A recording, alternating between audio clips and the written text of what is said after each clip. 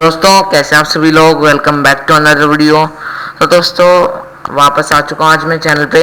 तो दोस्तों आज मैं आपको एक विंडोज़ 11 के बारे में बताने वाला हूँ। क्या है कि अब विंडोज़ 11 दोबारा से आप पुराने पीसीज पे चला सकते हैं।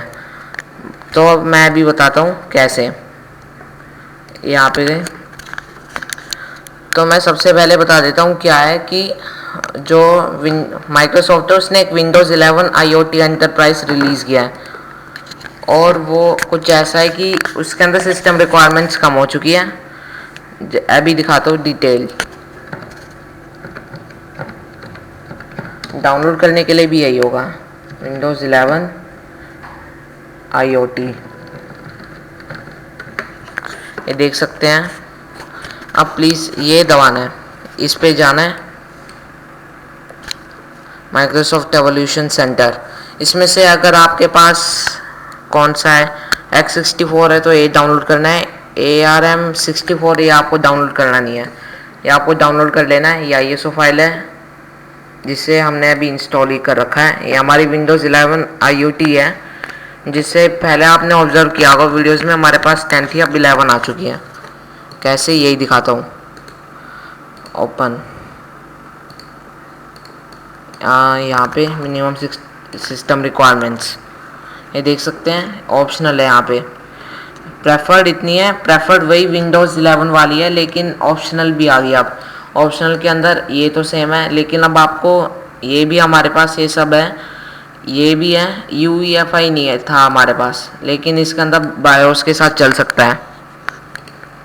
और फिर TPM 2.0 भी नहीं था, जो अब ऑप्शनल हो चुका है। सिक्योर बूट भी ऑप्शनल हो चुका है।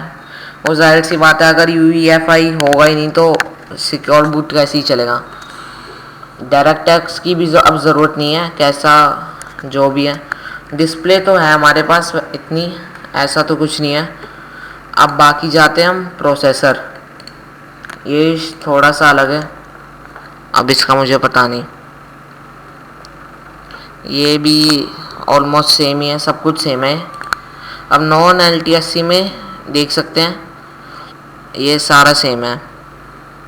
अगर आप डाउनलोड करते हैं 23H2 से 21H2 वाला, तो ऑप्शनल भी सारी सेम ही है, कुछ नहीं बदला इसके अंदर। ये चीज़ें बदली होंगी, ये सब बदला होगा, जो कि हमें सही नहीं है।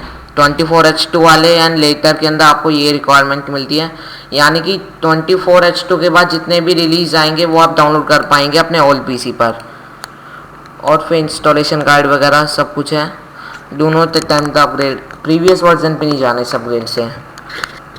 अब मैं बताता हूँ क्या होगा इसके अंदर। 90 डेज़ का आपको वो एक ट्रायल सा मिलेगा, ट्रायल टाइप, वो उसके बाद आपको एक्टिवेट करना पड़ेगा।